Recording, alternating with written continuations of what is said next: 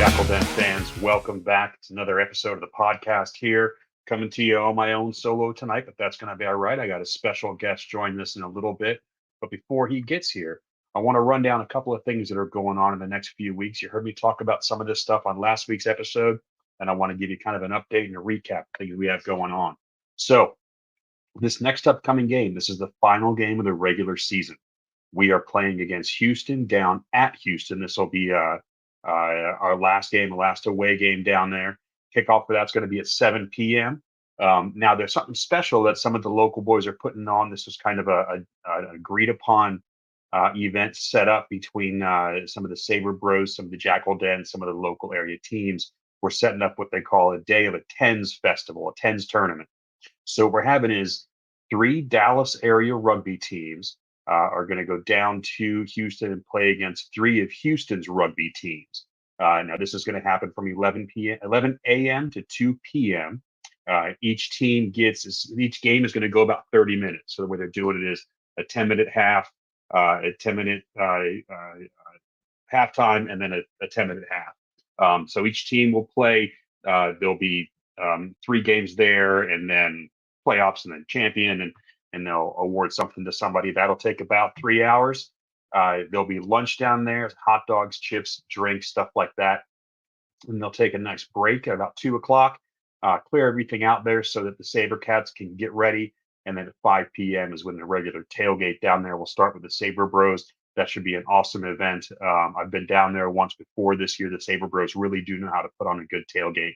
They'll have kegs from their spot, from one of their sponsors, Platypus Brewery, really good stuff. And then they'll have some good stuff to munch on down there before the game. So that'll be a lot of fun. Now, I do have both. I have discount tickets, a code I can give out for discount tickets, which cuts the price down to, I think, about $20 to $25. If you talk to some of the guys down there setting up the tens tournament, they also have a discount code to cut that price down to about $25 to get in that day for the actual game. So reach out to the Jakl Den, or to me, reach out to some of the guys setting up that tens tournament for some discount tickets to go watch that game. Now, if you're not able to make it down there, that's okay. If you're staying at home, the game is scheduled to air on the Rugby Network. And if you want to go out to some of the watch parties, there are 2 watch parties being put on by the Jackals. These are both at excellent locations. The first one is just like last few watch parties at Dr. Jekyll's Beer Lab in Pantego, Texas, which is down, I believe, just a little bit west of Arlington, not too far from the stadium. They're also doing one up in the Colony. So they got a chance to connect with Galaxy Theater at the Grandscape in the Colony, and they're setting up a watch party there. It should be a pretty cool event. Doors for that are going to open around 6:30. They'll have concessions open, and then be able to watch the game in one of the theater rooms on a giant 100-and-something foot screens. That should be fantastic. Now, at either of those watch events, look for somebody from the Jakl Den. We do still have our scarves. Fantastic setup. We have plenty of these left. Get them before it gets too hot. Still $15. We can help you out with shipping if you need to. Let us know. We still do have some of those. Let's see. And then the next one that we have is the semifinal coming up. So the Jackals did clinch their spot in the semifinals. We are playing against Houston at Houston for that game. That's going to be on July 20th. The kickoff for that is at 6 p.m. Now, tickets for right now are scheduled to go on sale on Sunday the 30th. But give me a little bit to finish setting this up before you jump in to buy your tickets. The Jakl Den is putting together a travel package for you. This package that we're doing is going to include a bus trip from Dallas down to Houston to the stadium. It's going to include a ticket to the game. It's going to include bus fare from the stadium to a local hotel, a night stay at that hotel, and then a bus fare or bus transportation back up to Dallas. So I'm still finalizing some of those details with the travel agency, but I hope to have that out to you before the end of this week, so we can kind of look at that in comparison to whatever else is going on, and hopefully we can get a good crowd between the Jakl Den, the regular Jackals fan, and fill maybe a bus, maybe even 2, to get down there and really pack the Sabercat Stadium for that semifinals and cheer on our boys to clinch that, to see if we can get that second spot to go up to the finals. Now, that's some of the good stuff we have going on in the next few weeks. And the perfect timing is I now have our special guest. I am going to bring on to the podcast. This is Mr. Cam Nelson. Cam, honor to have you on with me. It is such a pleasure to have you and get a chance to talk to you. I've been following you a bit. I did a good bit of history over the last few weeks to kind of see where you come from. You've got a pretty impressive past, I got to say, and I'm excited to dig into that and get to know who you are and where you come from. Appreciate you jumping on for a little bit. Awesome. Yeah. So, Thanks for having me. I appreciate it. yeah, man, it was. I caught a couple glimpses. I think Hero had posted something on his Instagram of a gift you had given him that kind of really got my attention and it made me really want to dig into this. And I'll get into that in just a second, but Yeah. let me see if I've done my homework right here. So, um, coming from Elizabeth, West Virginia, fantastic East Coast. I was born in Maryland, so I definitely respect the life out there and definitely miss it. I hear you on that. I went to college for football and then transitioned to rugby. Played with the club, the Thundering Herds Rugby Club. I want to hear about, and Yep. also an interesting bit here that when your wife was active duty in the Air Force, thank you for her service. You went up to Germany with her and played out there for the Honey Badger RFC. So that's very cool. I definitely want to hear a little bit about kind of that transition going from college level rugby in the States to playing in Germany at that level there, and then back over here to the MLR and that kind of trip. So, give me kind of a rundown of how that all came about. How'd you make that transition and how those travels go, and what'd you learn through that?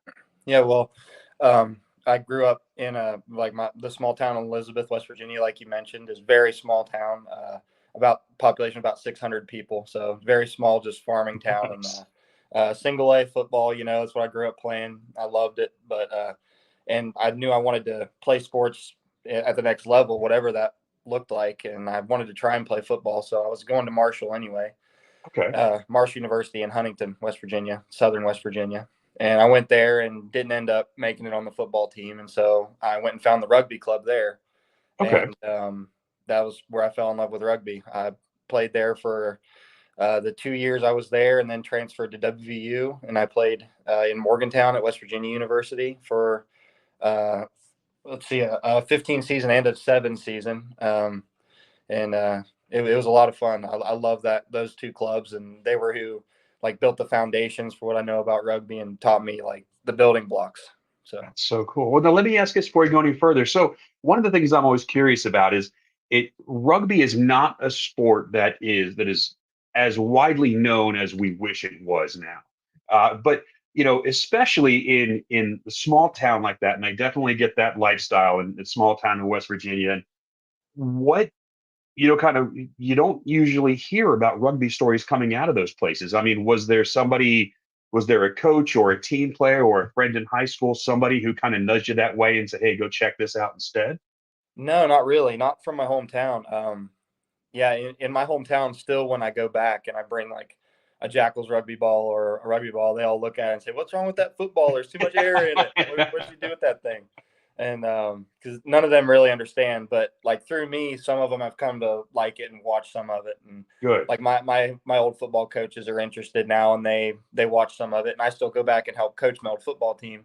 And so I Oh, help teach cool. some of the like tackle technique that they teach us in rugby. That's a little bit safer than football, and a lot of things you can transfer from rugby to football to make it safer. I teach them and run with the kids and stuff. That's But good. yeah, and then the kids are interested also, and they love learning how to play touch. I teach them how to play touch rugby, and they love it. And Excellent. just as like conditioning after practice or after football practice or whatever. But no, there wasn't anybody in my hometown who really was into it. The closest I would say is my grandfather, his brother, my great uncle, Okay. played in the Navy whenever he Oh, was okay. whenever he was younger, and I never got to see him play or anything like that. But Mhm.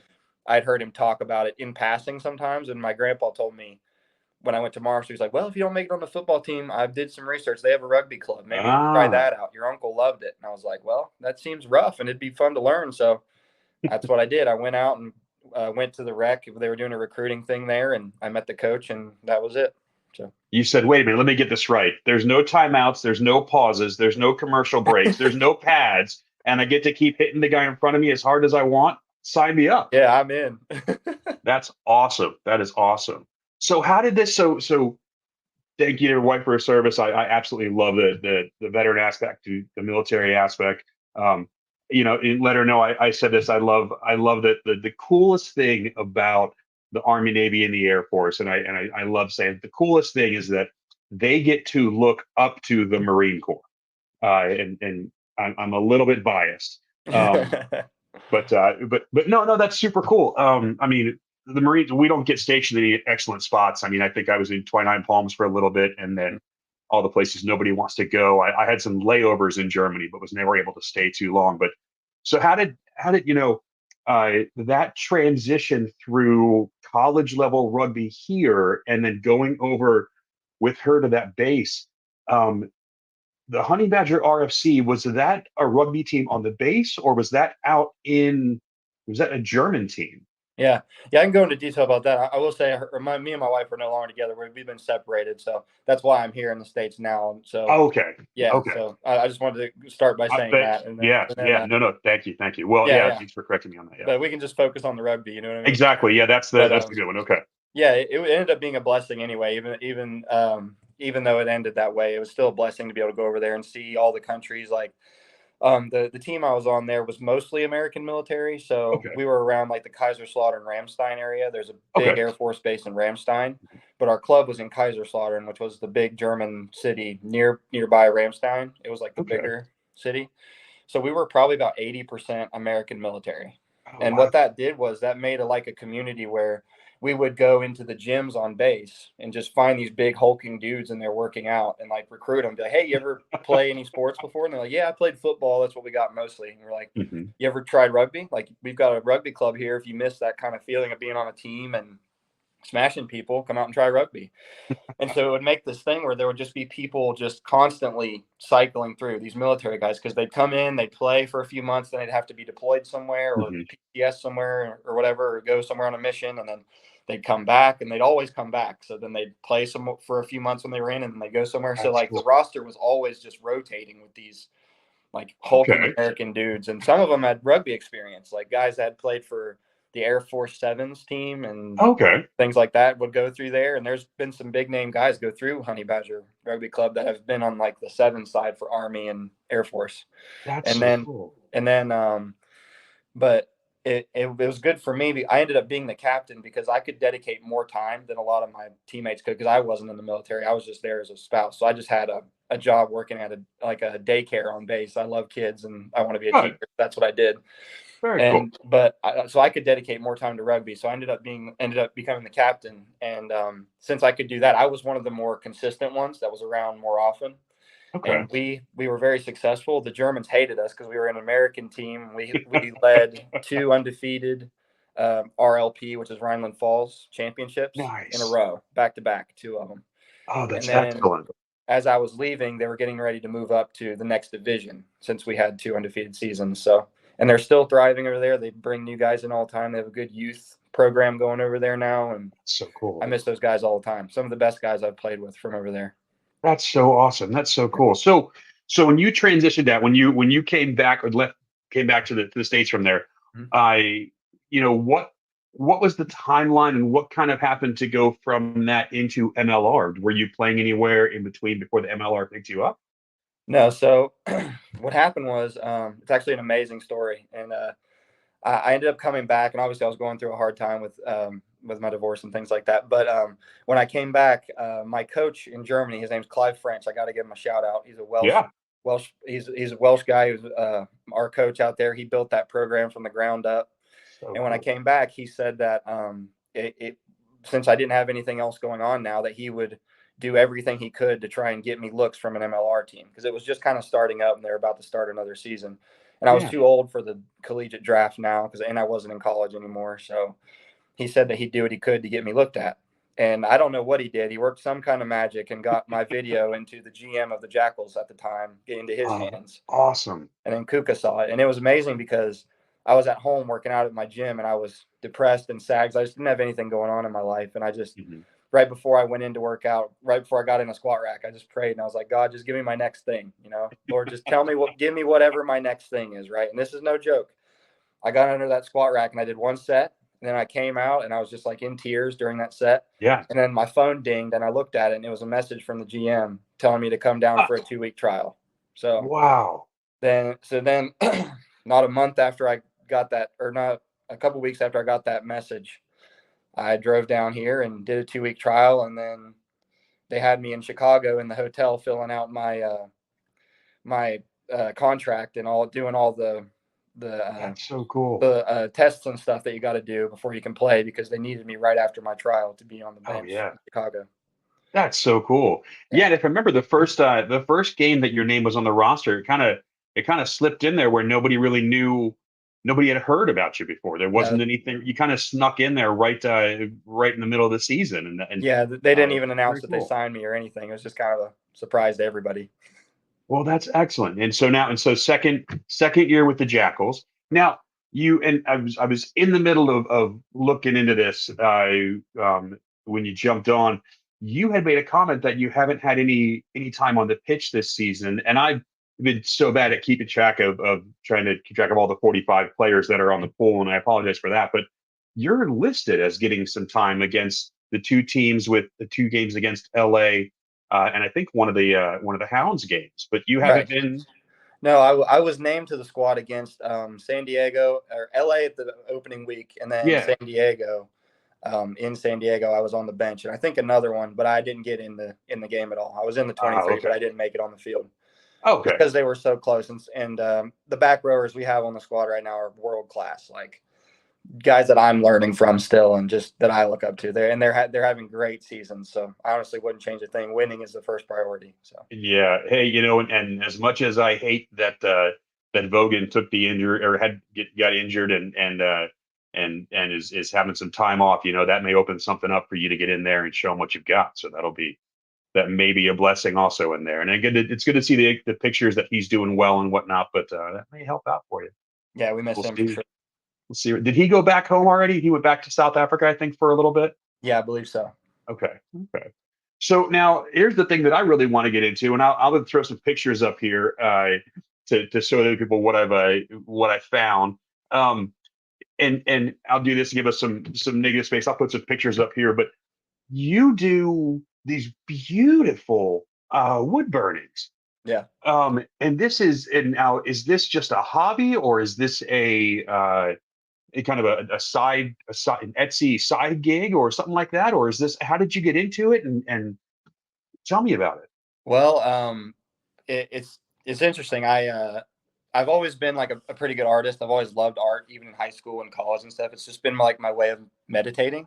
Oh yeah. So I've always been more into sketching. I don't paint much, but drawing and sketching. And when I worked at the daycare, I would draw cartoons and cartoon characters for the kids, and they loved That's that. cool. And but I've always been pretty good at drawing, but like there was just something missing, like a different element. Like I could sketch pretty good, but it's not really the same when you hand someone just a pencil drawing. You know what I mean? Like I loved making art and giving it to people and seeing the joy that it brought them. So I was like, I need a different medium or something to change it or spice it up or make it a little more, a little more. I don't even know, but Yeah. so I decided maybe I'll just try and do some of my regular sketches, and then My mom had a wood burning set because she was doing some kind of random project with it. I don't even know.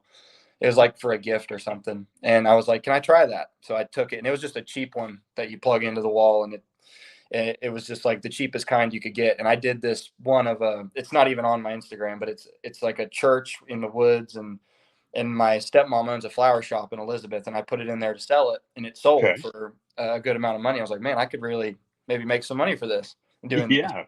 And so when I came here, I decided that anytime I had off time, I would dedicate it to that and like try and I set a goal at the beginning of the season to make one really nice piece a week and then post it on my Instagram, which is faithful.flame. That's what I call it, is Faithful Flame Creations. And so I've been keeping to that and posting one a week. And I've even had some commission requests, which that's the one I made for Hero was a Father's Day gift for someone in their family. Yeah. And it really turned out well. And I got a lot of good feedback on that one. But yes, it's been a lot of fun, and I feel like I've gotten a lot better at it since throughout the season. And I've made a lot of good pieces. So That is so cool. I'm gonna do this real quick. yeah, go I'm ahead. gonna put this tag up here at the bottom for you. So this is Instagram. So it's I've got up here faithful. Make sure I spell these right. Faithful.flame. Throw that down there. Make sure I spelled that right. Yeah, So that's right. now this is very cool. So I see a couple pieces on here. And I'm not sure what's commissioned and what's not. I see a few here that are that are definitely Lord of the Rings. Are you a Lord of the Rings fan? Yeah, huge. Me and my roommate both are. Okay, very But cool. Who are you you rooming with had out Kyle there? on already. Kyle Kyle. Steeves. Okay. Oh yes. Okay. Cool. Now I get. Yep. Okay. This makes sense. Yeah, I love. I mean, the detail on some of these, and the cat that's on here is phenomenal. This one that you've got, and I'm going to put pictures up here. This one that you've got of this guy, I guess he's a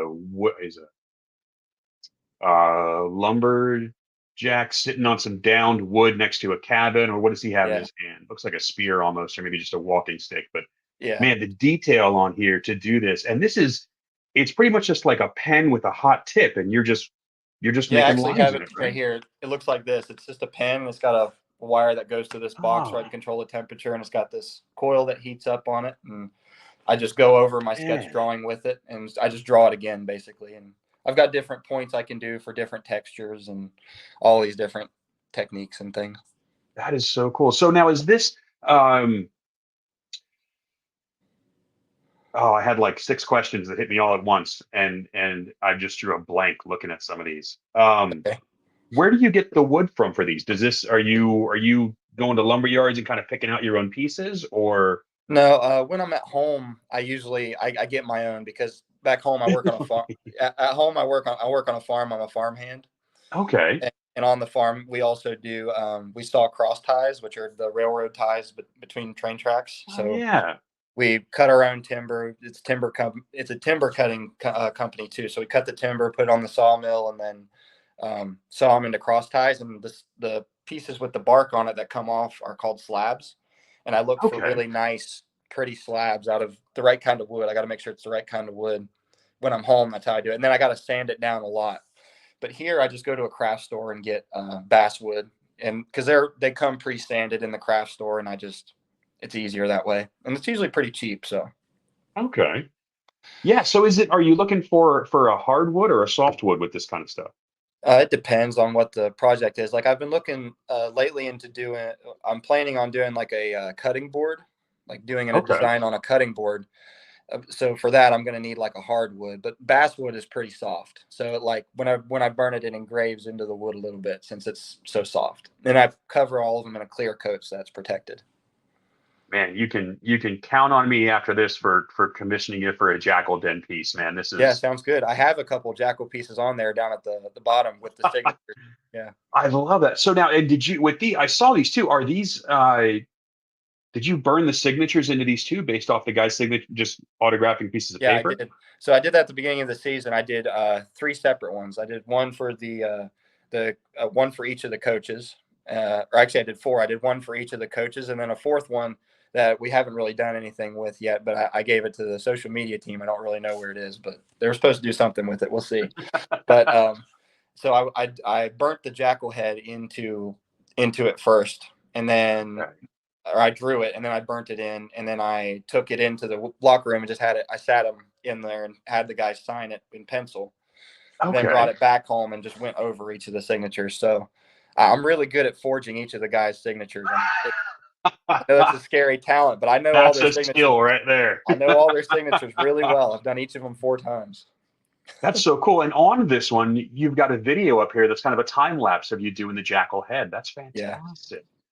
And now I see why they didn't ask you to do like who can draw the best Jackal head on yeah. the promos, because you definitely blew Tidwell's angry goldfish out of the water Or with this. Jason. This is yeah, that You was can't well, live he that drew it better down. than I did, but that was great. Nah, man, this is awesome. All right, so yeah, so please check out his Instagram if you have commission ideas. Reach out to him. This is some really cool stuff that he's got up here. So now outside of that, so you've been with the Jackals about a year and a half. Did you stay in the DFW area in between the seasons last year? I did not. I ended up going home and working on the farm and coaching Okay. football and stuff and just doing my own Okay. thing. So when This off season, I'm going to try and find a club to play at somewhere, wherever that is. I'm going to spend a little time good, at home and then try and find a club to play at just to develop more and try and get better for next season, if that's the plan. good, Yeah. good. I love that the way so many of these seasons overlap, and especially I think it's a lot of the seven stuff happens during our off season. You see so many of our players that are still able to to stay fresh in their legs and learn new stuff and try it from different angles, are able to join some of the sevens clubs and some of the other D1 clubs around that are still playing to stay fresh, and that's Yeah. fantastic. So, uh, in the DFW area, so where can someone, if you're not on the pitch, if you're not, making the art, are you a homebody guy watching Lord of the Rings with Kyle, or are you out at the bars? Are you going for walks in the woods or mountain biking? What are you doing? What's your get out of Dodge kind of hobby? Well, I would definitely we could be watching Lord of the Rings at any given point in time. But no, I don't really I don't drink at all. So I will be Okay, at the bars. Like I like to drive the guys when they go out. I'll cool. drive and make sure everybody's safe and stuff like that, and just you know what I mean. And I like to go and have fun. Like I'll still dance and stuff like that when we're out. But yeah, I don't drink at all. So that's not really my Okay, favorite scene. Like, um, but I've been doing a little bit of fishing around here, just seeing good. how the rivers are and seeing how that is. And back home, I like to hunt, and I haven't been doing a lot of that around here. But yeah, I don't know. That's the main thing. I go to church on Sundays, and outside of that, that's about it. And That's we're cool. You, in the gym, but you that's main do part of the job now. right. I see other pictures. You guys getting ready out there. It's Yeah. it's so funny to me. You got to have you're gonna to think of like a work day for you guys. Not only involves running drills, but hours of your work day are just lifting weights. Yeah, it is. Like Yeah, that's part of your 9 to 5 is we're gonna go lift weights for a little while and then get in the sauna and then get in the ice bath and then run. You really do have to get to be in a position where you're getting paid to play rugby and do and live that, not just as a nights and weekends kind of thing, but to do that as a full-time sport at this point in your life. That's just so awesome. I mean, it's got to be one of the coolest things in the world. it uh, is.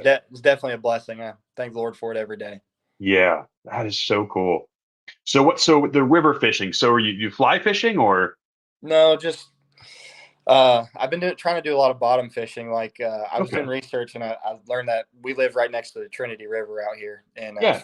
and I learned that there's a lot of good catfish and alligator gar in here. So that's what I've been trying to catch. Haven't had a lot of luck, but bad day of fishing beats the hell out of working. You know what I mean? It's true. I think after seeing that Discovery Channel show with the guy going after the alligator gar, and I think I'm okay not getting in the water with him, but and every now and then I see the videos of that. You ever do that noodling thing? You get the Yeah. catfish, or you just stick your hand in a hole and grab it by the gills. Oh yeah, I've done that. Ah, It's fun. It's a good time. It's fun until you get a hold of a snapping turtle. Then it's not fun. yeah, I can imagine. I can imagine. Yeah, you got to keep all your fingers if you can. Yeah. That is so excellent. Well, so I got to tell you, this has been fantastic. I love hearing about where you've been, how you got to where you are. I'm super excited to get pictures up of this stuff that you've done. It is fantastic. You seriously do have an amazing art talent with this Thank wood you. stuff. It is just so cool. Uh, you guys, if you get a chance, please do check out his Instagram. The at tagged right there. I really am going to reach out about some Jakl Den stuff. This would be awesome to have at our tailgates or in our section or at watch parties, anything like that. Looking forward to seeing you on the pitch. Looking forward to seeing you next season. Any final thoughts you want to give out to the Jakl Den or the viewers? Not really. I'm thankful to have the Jakl Den to be a part of this organization. Very thankful to the Lord, and it's a blessing every day. So thank you. Fantastic. Well, thank you so much for your time. Hope you have a great rest of your night, a great rest of the week. Enjoy these next couple of days in the travel, and we look forward to seeing you kick butt in Houston and then carry it on through the semifinals. So, Yes, sir. We're ready for it. Thank you. absolutely. Thank you, brother. You have a good night. You too. See ya. All right, Jakl Den, thank you so much. It was awesome to be joined by Cam. Get some insight from him on what he does on and off the pitch and how he got here. Definitely go check out that Instagram. A couple more reminders, real quick, stuff I went over earlier. Final game of the season against Houston on Saturday. If you make it down there early, go watch that TENS tournament. If you're not going to Houston and sticking around the DFW area, check out Dr. Jekyll's Beer Lab or the Galaxy Theaters and Grandscape for those watch parties. If you're at home, that's fine. It's going to be showed on TRN, the Rugby Network. You can watch it with a free account, and then check out the Jakl Den socials for the updates coming for that travel package heading down to Houston for the semifinals, where we're going to get bus there and back. bus to the stadium, ticket to the game, bus to the hotel, night at the hotel. We're going to have all that kind of stuff. I'll get you out all those details as soon as I can. So thank you so much for your time. Have a great rest of your week, and we look forward to talking to you next week.